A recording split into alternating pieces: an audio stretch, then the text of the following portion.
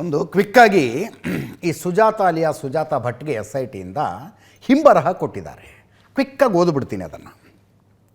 ಇಂತಿಂಥ ದಿನಾಂಕಕ್ಕೆ ನೀವು SIT ಮುಂದೆ ಬಂದು ಕಂಪ್ಲೇಂಟ್ ಕೊಟ್ರಿ.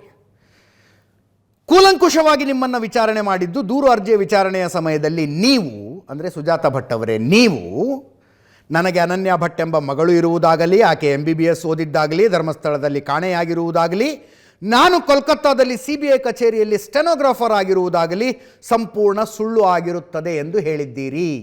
SIT ಮುಂದೆ ಹೆಣ್ಮಗಳು ಒಪ್ಕೊಂಡಿದ್ದು. ಮತ್ತು ನಾವೇನು ಹೇಳಿದ್ವಿ? ಏಷ್ಯಾನೆಟ್ ಸುವರ್ಣ ನ್ಯೂಸ್ನ ತನಿಖೆ ಏನಾಗಿತ್ತು ಇದನ್ನೇ ಹೇಳಲಿಲ್ವ ನಾವು?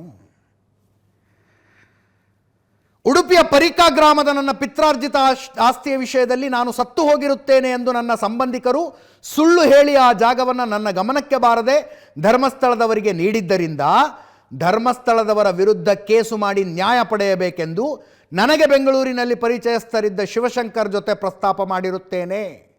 ಅದರಂತೆ ಶಿವಶಂಕರ್ ಅವರ ಮೂಲಕ ಹಾಯ್ ಕರುನಾಡು ಯೂಟ್ಯೂಬ್ನ ವಿಜಯ್ರವರ ಪರಿಚಯವಾಗಿ ಅಲ್ಲಿಂದ ಟಿ ಜಯಂತ್, ಗಿರೀಶ್ ಮಟ್ಟಣ್ಣ ಮುಂತಾದವರೆಲ್ಲರೂ ಸೇರಿ ನನ್ನ ಮೇಲೆ ಒತ್ತಡ ತಂದು ಸತ್ಯ ಅಲ್ಲದೇ ಇರುವ ವಿಷಯವನ್ನು ಸುಳ್ಳು ಎಂದು ತಿಳಿದಿದ್ದರೂ ಕೂಡ ಪ್ರಾಧಿಕಾರಗಳಿಗೆ ಸುಳ್ಳು ದೂರು ನೀಡಿ ಮಾಧ್ಯಮಗಳ ಮುಂದೆ ಸುಳ್ಳು ಮಾಹಿತಿ ನೀಡಿಸಿ ನನ್ನಿಂದ ಈ ಕೃತ್ಯ ಮಾಡಿಸಿರುತ್ತಾರೆ. ಆದ್ದರಿಂದ ನಾನು ಕೊಟ್ಟಿರುವ ದೂರಿನಲ್ಲಿ ಇರುವ ವಿಷಯಗಳು ಸಂಪೂರ್ಣ ಸುಳ್ಳಾಗಿರುತ್ತದೆ ಎಂದು ಹೇಳಿದ್ದೀರಿ ಅಂತ ಹಿಂಬರಹ. ಸುಜಾತ ಭಟ್ ಅಂತ ಯಾರನ್ನ ನೀವು ಅಂದ್ಕೊಂಡಿದ್ದೀರೋ ಸುಜಾತ SIT ಮುಂದೆ ಕೊಟ್ಟಂಥ ಕೊನೆಯ ತಪ್ಪೊಪ್ಪಿಗೆ ಹೇಳಿಕೆ.